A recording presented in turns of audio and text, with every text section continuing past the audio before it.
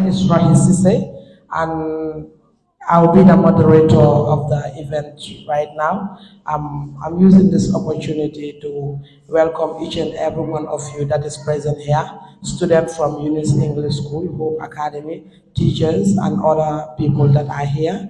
I'll also introduce the high table later. This event is very important, though it is though not in a mega way as people always expect that we must do events in the hall, big things. It's not like that, but that is not important. Let us just do something little that we can learn a lot from. Okay, today is African Liberation Day, 25th of May. So young people need to know about their roots. You people need to know about Africa, not only about the outside world. And these are one of the ways that you can know about your own continent, because you are young, you don't know anything about Africa. So creating platforms like this for you people to come, to be entertained, to be educated, it will help you to know more about Africa, because transmission is very important in everything we do. So as young people, if we do not transmit our knowledge to you people, then when we die with the knowledge, and you people will not know anything about Africa. And I believe each and every one of you love your dark skin, you love being African, and you love what? Everything that God created. He created those people that are white. You are dark in color, but it doesn't mean that you are not human. We believe that we Africans, we have rich cultures. Everything about us is unique. So the young people need transmission. So today, I'm very sure at the end of this event, you are going to learn a lot of things, and you also change the minds and life of other people when you grow up. So in the high table right now, we have Mr. Sirif Jaha. Can you please clap for him?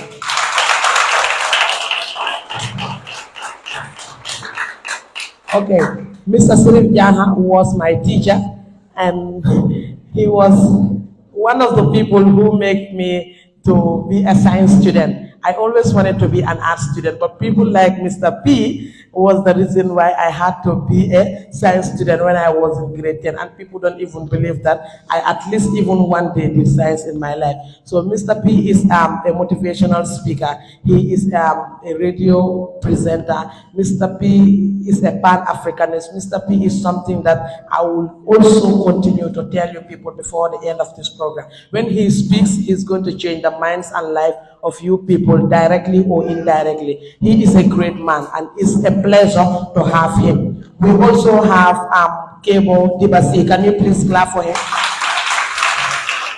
Okay, Kemo Diba is the cluster monitor, and I'm very sure seeing him here is very important for us, and it's a pleasure for you to come and know what is happening with the young people around your area. Ladies and gentlemen, esteemed members of the youth chapter and all distinguished guests, good afternoon to you all.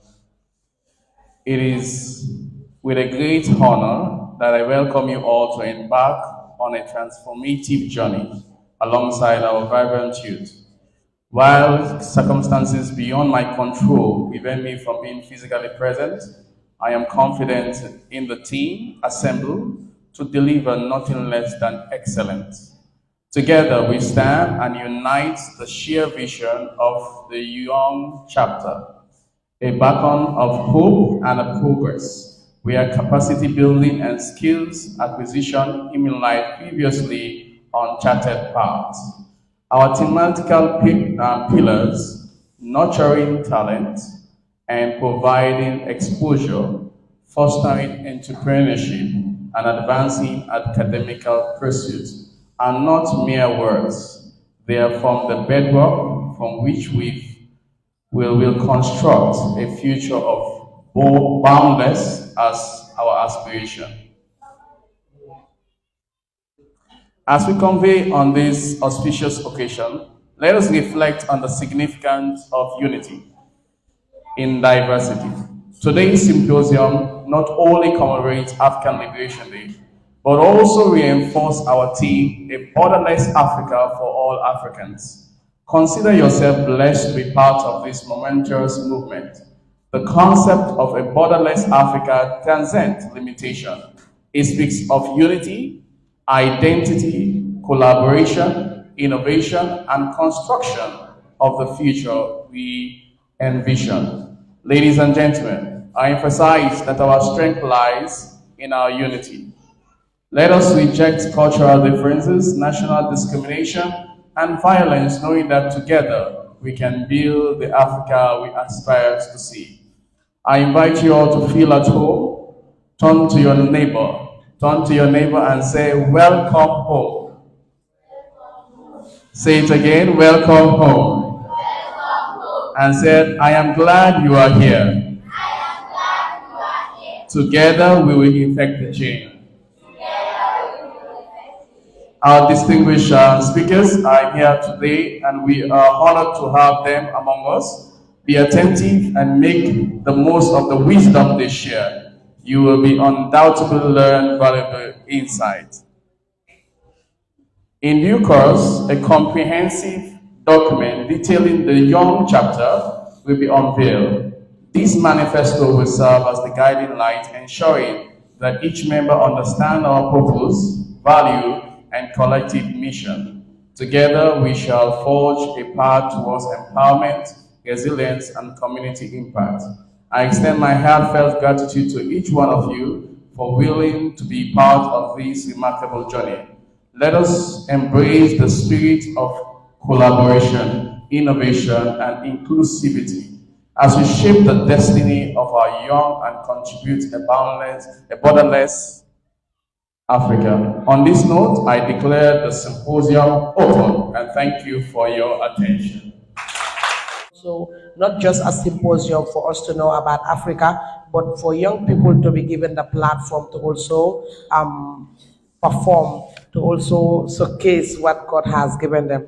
So right now we are going to invite Adama Janba from Hope Academy Center to give a poem. Welcome. Ladies and gentlemen, I am Adama Jamba, a student of Hope Academic Center School, guests, fellow Africans, and friends of Africa.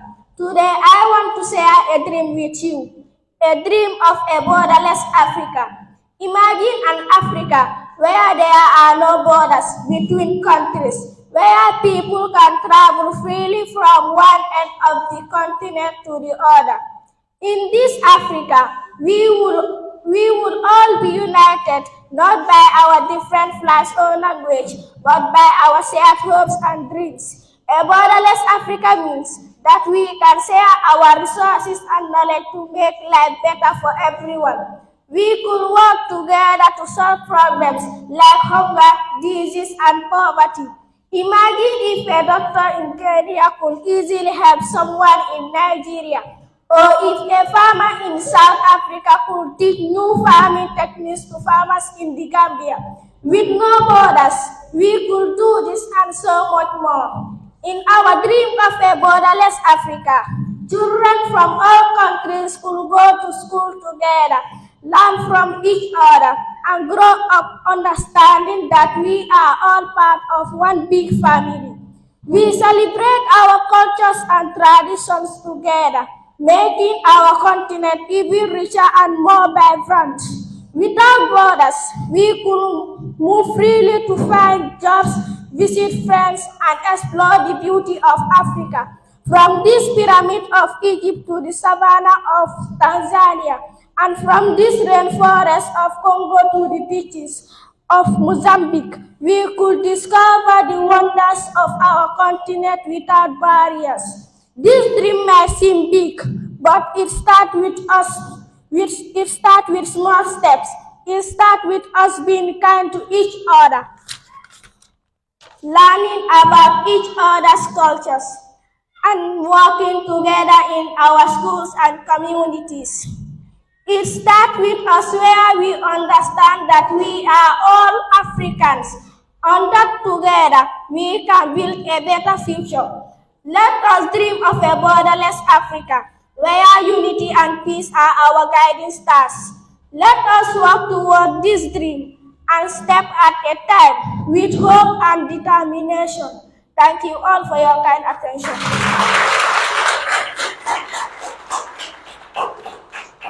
Good afternoon, ladies and gentlemen. We are the students of Hope Academic Center School. We are here to recite a poem about the theme of a borderless Africa. In Africa, land sweet wide, no border, just a joyful ride. From desert vast to the forest green, a home for all, a peaceful screen. Rivers flow and mountains stand, uniting every heart and hand. Different tongues but smell the same. In a borderless land, we play the games. Hand in hand, we build and grow with love and peace. Our hearts will glow. Africa, our land so free, a united home for you and me. Thank you all for your kind attention. Our young people cannot do great. I sometimes wonder why. Every young people have talent and they can utilize it better if they are given the opportunity. We are not different from the people in Europe or America. Young people in this country can do amazing things just like any other child in any other parts of the world, only if they are given the chance, the opportunity to showcase what they have. So young people are great. They are the leaders of tomorrow, and transmission is vital, as I always say. Right now, we are going to shift and go to the other direction, but we will come back again. Now we are going to Yunus English School, Sare Pate. An agenda for the program, we will start by poem reading, and the participants are Awan Drame and Aisha Sise. Clap for them.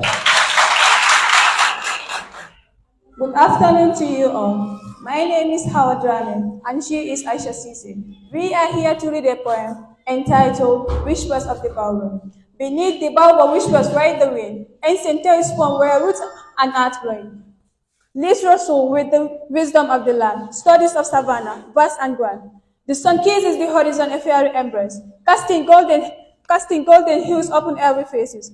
Children dance to the rhyme of the drum, beating the heartbeat of Africa where we are from. The river flows a lifeline ancient in sand, carving its path through this generous land. Hippos backs, crocodiles lies in wait. In the waters, life and death negotiate.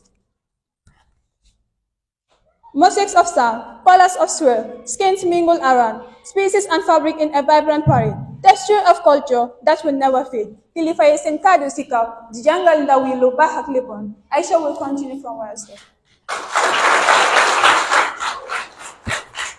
Thank you all for giving me the floor. Legacies passed down, a lineage of pride in every story told. Our ancestors are bright, the lion royal at break of dawn, a majestic call, powerful and strong. This says culture, creature, great and small. In this parable of life, there is a place for all under the baobab. We gather and dream of tomorrow's promise, a recurring theme, the spirit of Africa, resilient and free. In every verse of this African poetry, I thank you all.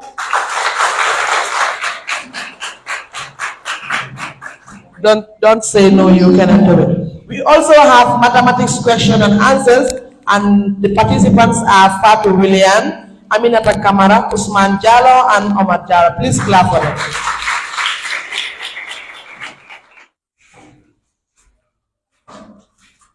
Hey.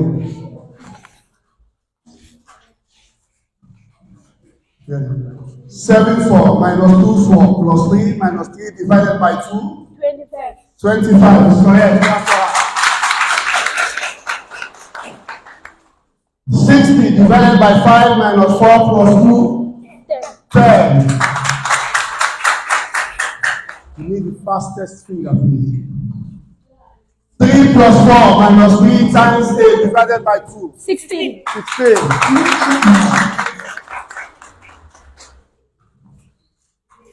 10 divided by 5 divided by 3 times 2. 10.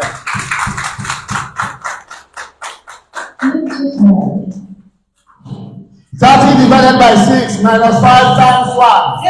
0. Now we are going to the spelling bee. The fastest. This one is one we use every day. We use this word every day. The letter goes like this: DI minus DI dash dash ER dash and TI dash D. Differentiate. Differentiate.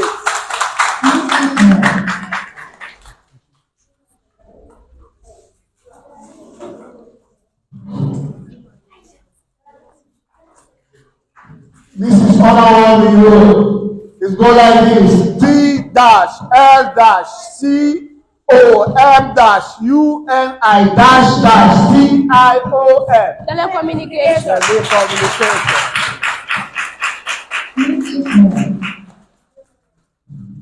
This other one go like this: S dash B dash T A N dash dash. Substance. Substance. And this other one go like this: C dash M dash dash N dash T M. Component. Component.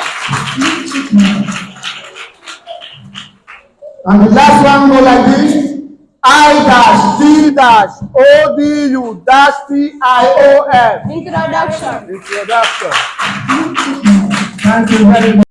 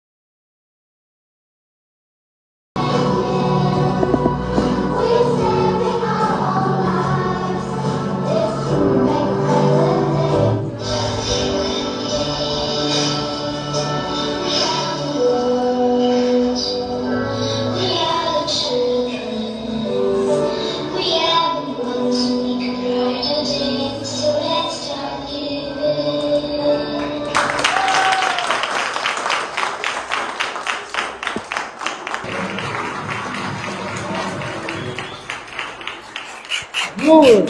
Thank you very much. Yunus English School. That was an amazing performance. And as I always say, young people in Africa can do amazing things like any other children in Europe and other parts of the world if they are given the chance. So that was great, and you people also did great performance. So only this, will tell you that we can do it. All we need is to do more, do better, and I swear we will reach further. I would like to invite Mr. Serif Jaha. I believe I already introduced him. At first, he was my teacher at high school. He's a Pan-Africanist. He's a Christian minister, as we always call him. He speaks without fear or favor. Mr. P is someone that inspires me, and he makes me believe that I can do it when I believe that I will not be able to make it. And up to now, I will never forget that Mr. P was part of those people who made me who I am, because they pushed me and made me believe you can do it. Even when Mr. P was going to the radio, he will make sure that I go with him so that I will be given the chance to change the minds and lives of other young people. He is not just only Serif Jaha, but he is the one that also contribute to changing my life and making me a better person. So each and every one of you, I want you to listen very well.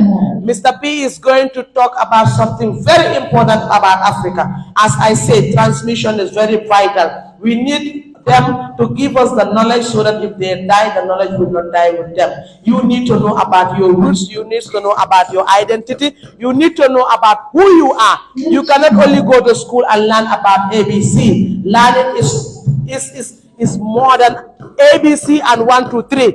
This is also part of education. If you do not know your identity, so Mr. Serif Jaha will come and talk to you about Africa. I want you to be inspired. I want you to listen, and tomorrow you will be the leaders of Africa. So each and every one of you, let's clap for Mr. Serif Jaha and welcome him.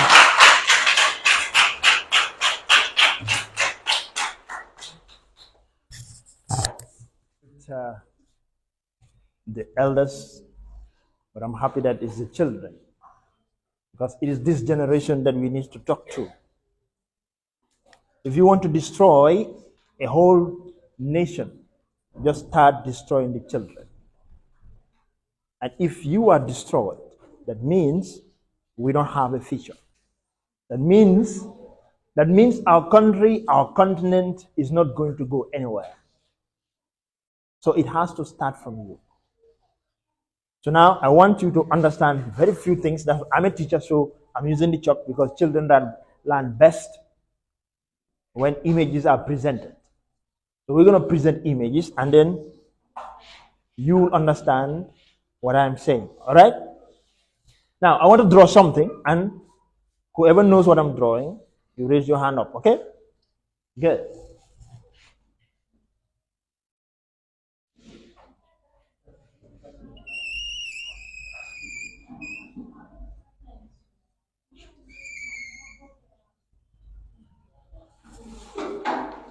Yes? She said the map of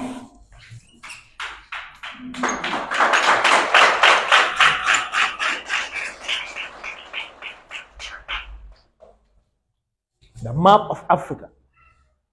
Do you know that Africa was like this? Do you know that? Do you know how Africa looks like now? Looks like this. Which country is this? Huh? The Gambia, right? You can have another one. Senegal, right? You can have a very big one here. Probably this end. Which one do you think is this? Mali. You can have a very small one here. You can have another one here, another one here, another one there, another one there, and then we keep doing this, huh?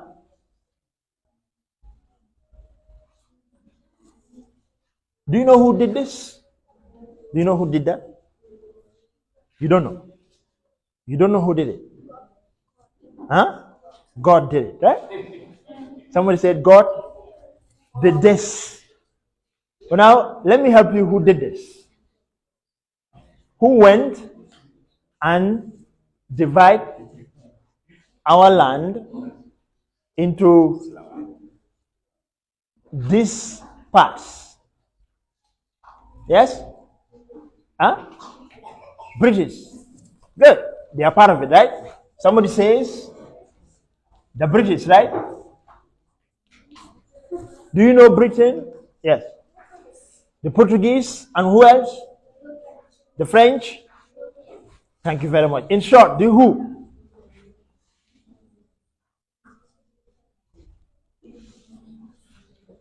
The Europeans did this. Do you know why they did it?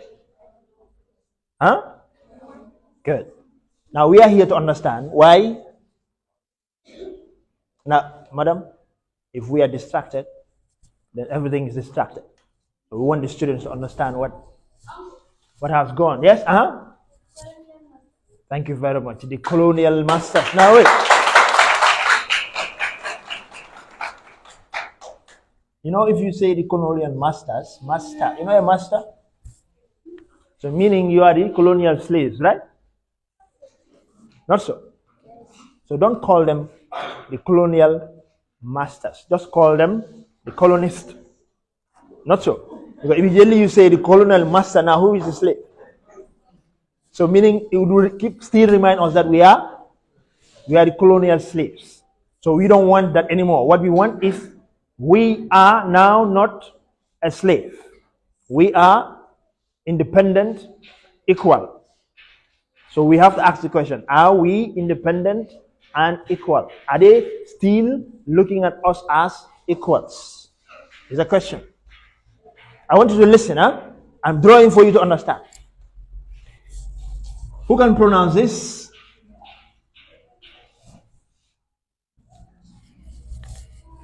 What is this? 1,000. Go ahead. Thank you very much. 1,884. What is this? 85. Do you know what is this? This is the year the Europeans sat down. Do you know Germany?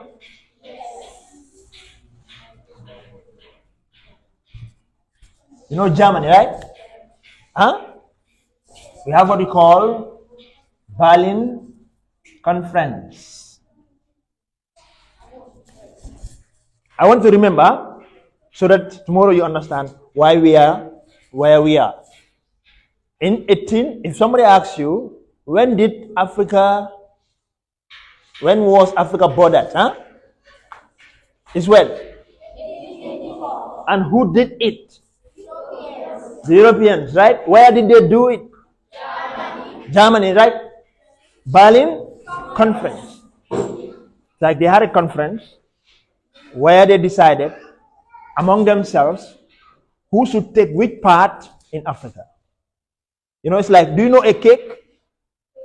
Whose birthday is today? Whose birthday is today? No one, right? Whose birthday is tomorrow? Whose birthday is yesterday?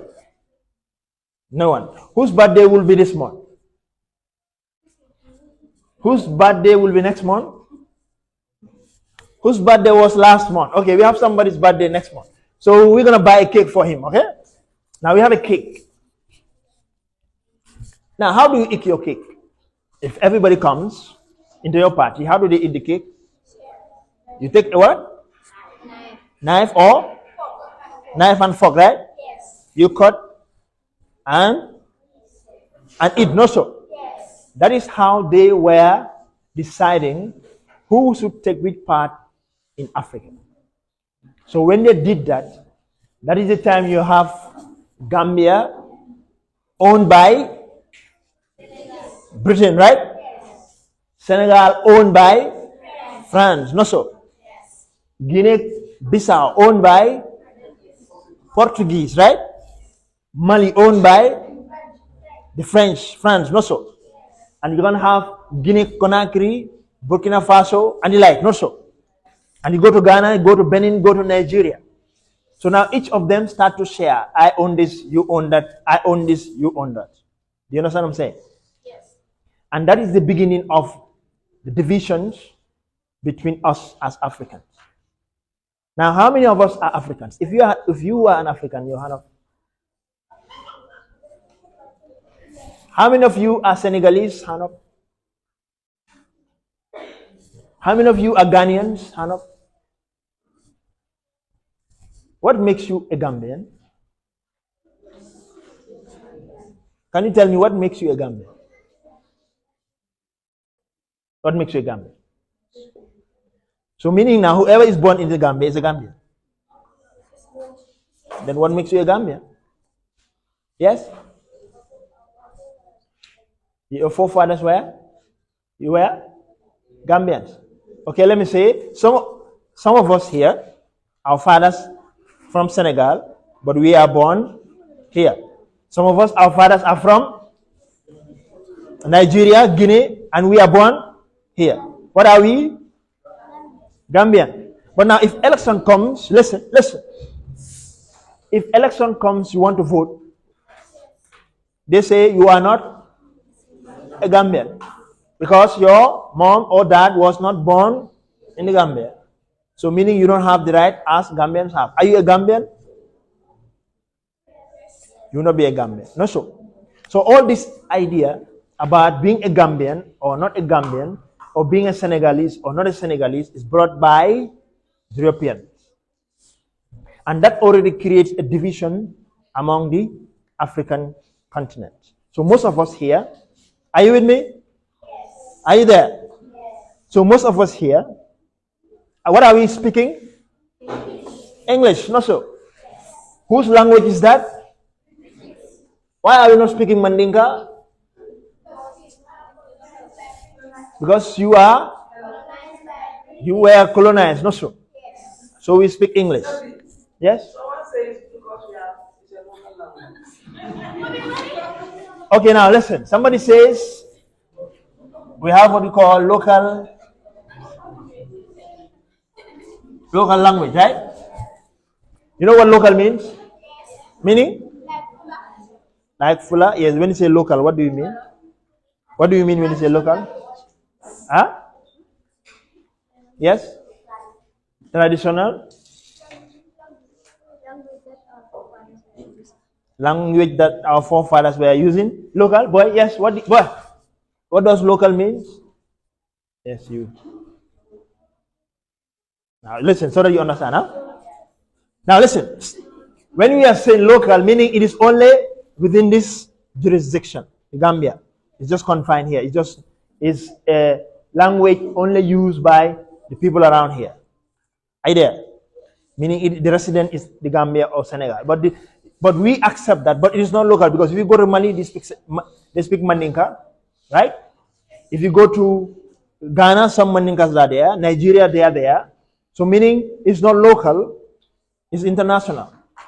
Today you go to China, you find Mandinkas, or you find Fulas, or you find Jolas there. You go anywhere, you find them. But it is not spoken internationally as a language like English is spoken.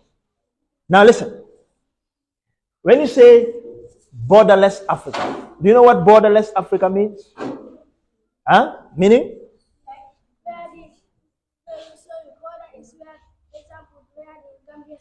Where the Gambia stops. But do you know that we don't even know where the Gambia stops? Do you know? They're just telling you Gambia stops here, but nobody can point out where Gambia stops. Nobody can point out where Senegal stops. Nobody can point out where Mali stops. No one. So on a picture, they show us on a picture that there are lines, but in real life, there are no lines. And do you know what that causes? It causes conflict between Gambia and Senegal. Let me help you for you to understand. Now, if we don't know, let's say Gambia is here. Let me draw it big. This is Gambia. And let's say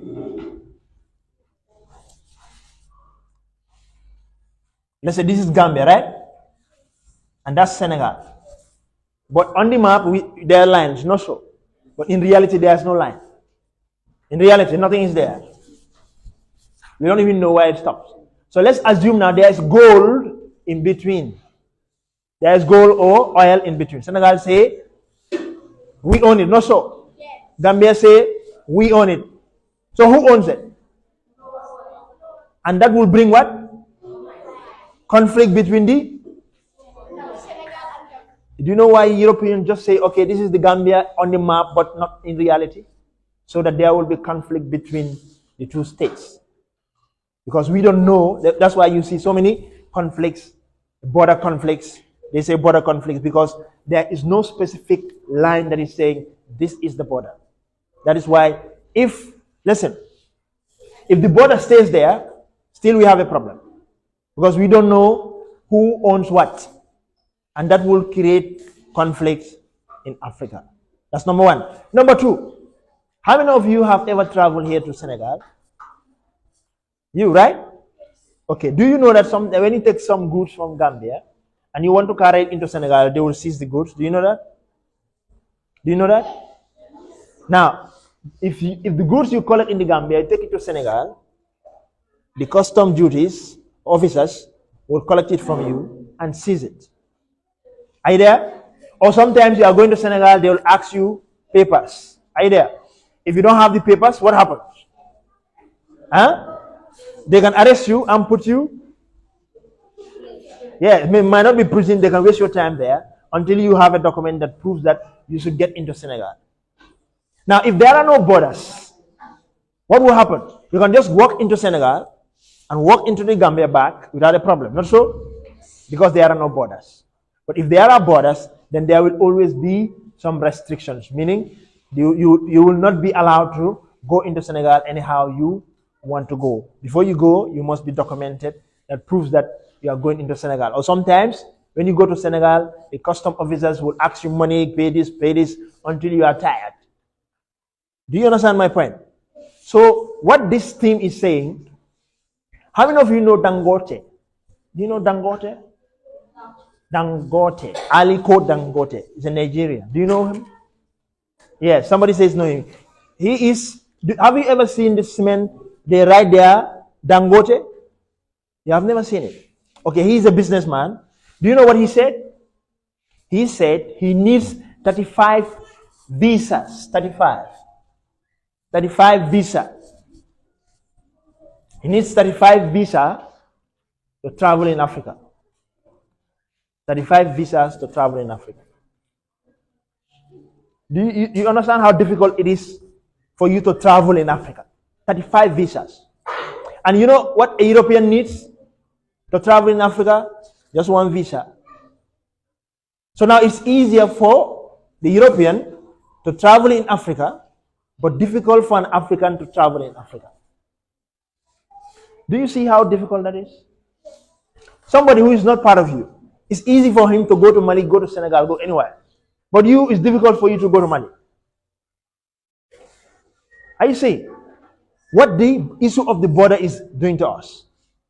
So that's why it's important for us to break this, not on the physical part of it, but on the real part of it. Like example, let's say, how many of you have fences in your houses? Fences. Good. Many of you, right?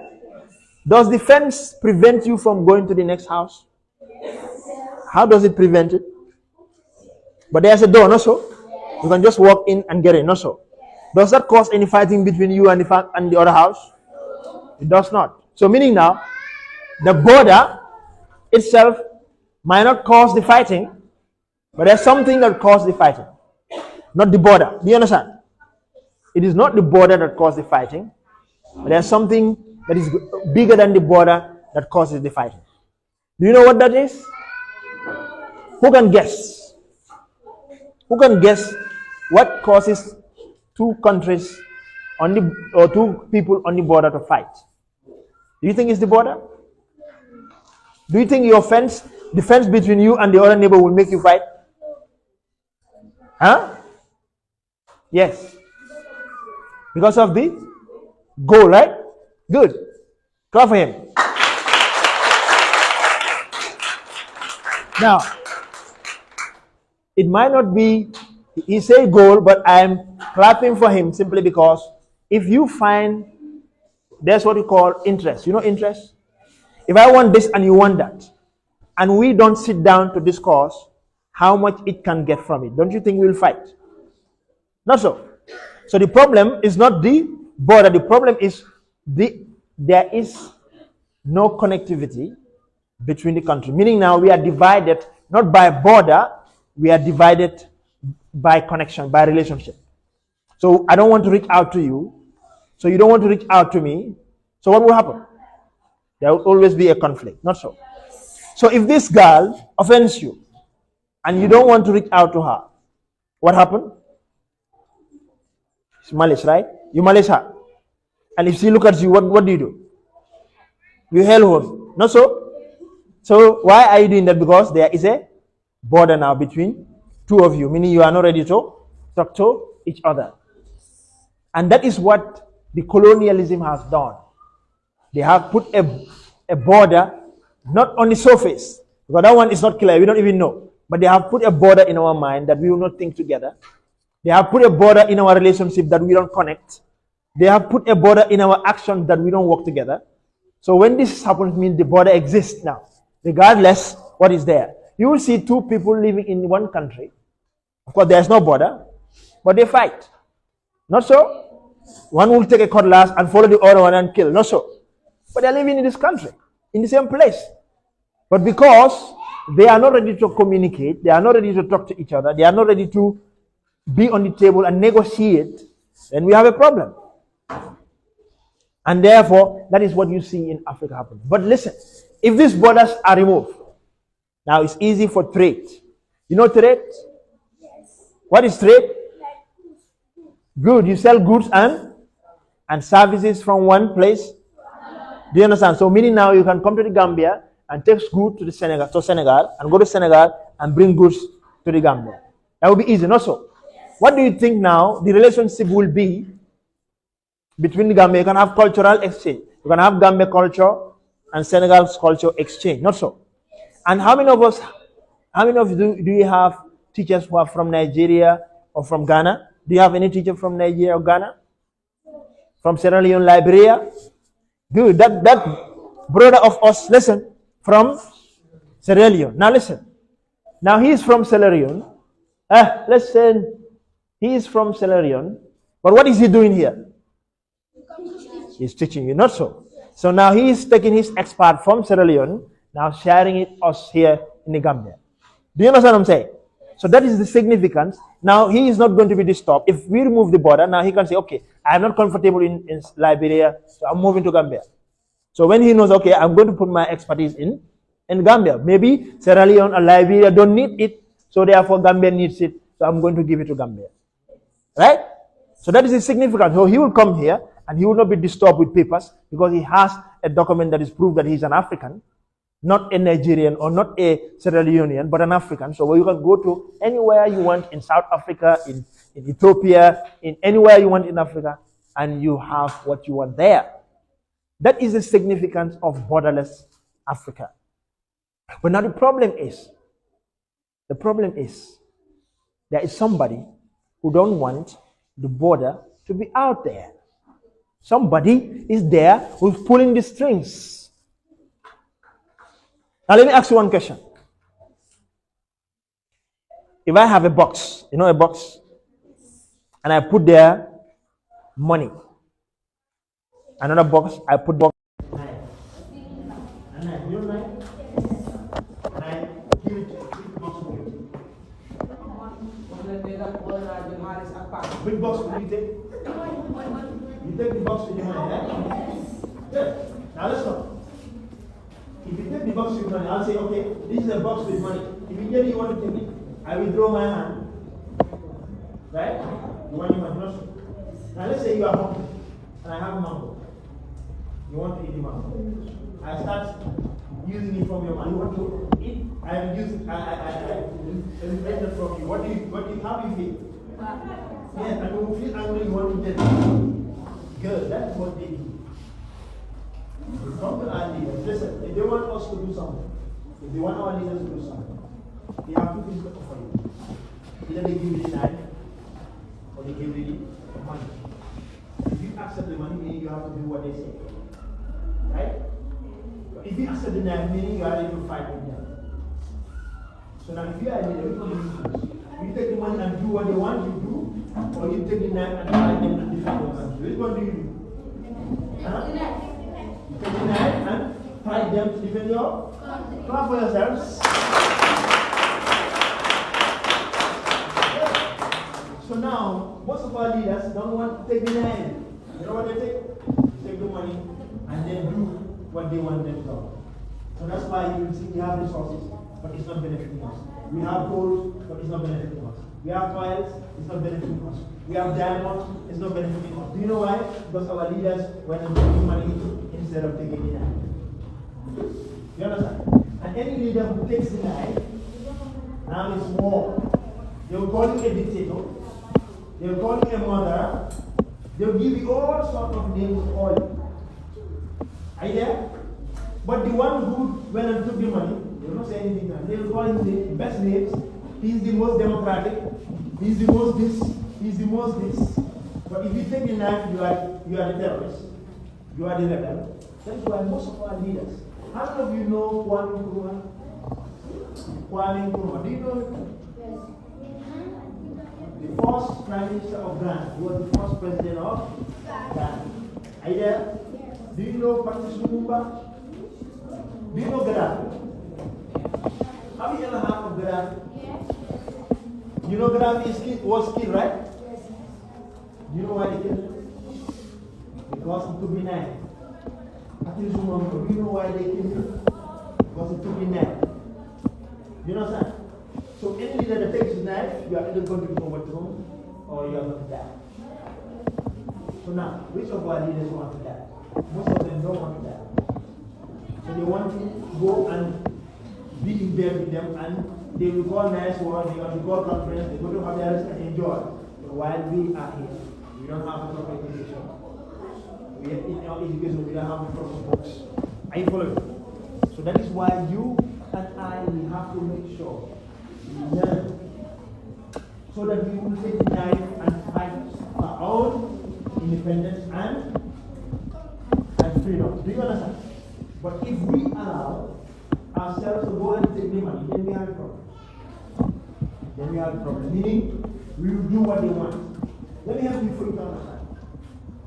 The white man, I'm saying the white man, you don't get it. If he wants you to do something, he will take money. You see that? Take it. If you take it, meaning you have to do what you want. Yeah. If you don't take it, and you go and take the knife, you are going to fight. So you and I, what you should do is concentrate and get educated. I brought a book here. I brought this book. This is a book called The Destruction of the Black Civilization. This book explains how the black people are destroyed. It explains how our culture is destroyed. It explains how our values are destroyed. From Egypt. Do you know Egypt? Yes. Good. Do you know that Africa was not called Africa? Do you know Garden of Eden? You know Al-Jannah? Yes. Jannah, you know they say Jannah? Yes. Paradise. You know here? Yes. Africa was called paradise. Do you know that? But now they call it Africa, but it's paradise. That's why all of them are coming here, because this is paradise. Understand? They are coming here because this is paradise. And now they don't want you to read to understand. That's why these books, you don't find them in the university, you don't find them in the college, you don't find anywhere, because this will be a book that will awaken you, make you understand who you are. Now, if some of you are asked, do you want to be white or black? Some of you, I want to be white. That's why you bleach. That's why you go and buy chemical. You change your skin because you don't want to be black. I want to.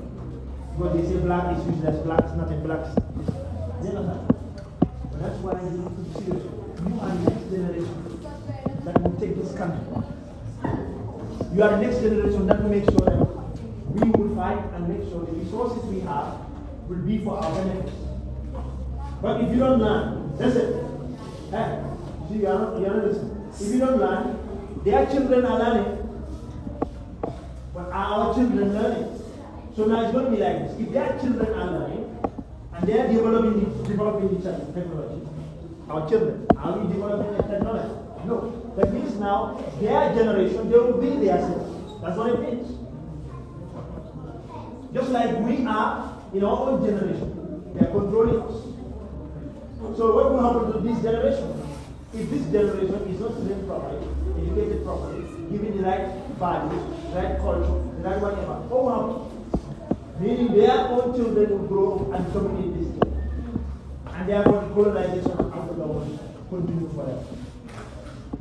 So that is why we have to make sure you train well, you educate well, you give these skills so that the Africa we want, the Gambia we want, and all the other countries we want them to be, they will be. Don't ever think that you cannot do something. Don't ever think what these girls were doing. I'm a math teacher. I study math. I'm a physics teacher. I study physics. I'm right now studying economics. So it's all mathematics. But what they are doing, I'm not doing it. They are just pronouncing the words or the numbers and they give me an answer. I was trying to catch it up to see whether I can have the answer. I don't know. So that's telling you how brilliant your brains are. When you are young. I'm there when I don't do it because I've not been trained into it. I follow. But there we are trained into that, so we have to do it. So that is why you have to make sure you take your education time. I always tell my students, girls avoid boys when you are going to school. Boys avoid girls when you are going to school. Because I was a victim and I understand. I always tell my story, I don't like it. Put it in serve as an example. You know what you were doing? Nothing. You just started back and moved. So regardless, and then I wanted to find out what they no, I called them in private. I asked, what's the problem? The lady said, I expressed my dream in doing it. And he said nothing. I said, Mohammed, why didn't you say anything? He said, I didn't want to be distracted. Because I already told the story that I was distracted by a guy at this time. So if that happened, you have a problem. So now he took the lessons. So he was putting it in the practice. I was happy. I said, oh, that's beautiful. And what happened at the end of the day? They all focus their work and we focus on their education. And life goes on. When you support this understanding, you have it. You have it.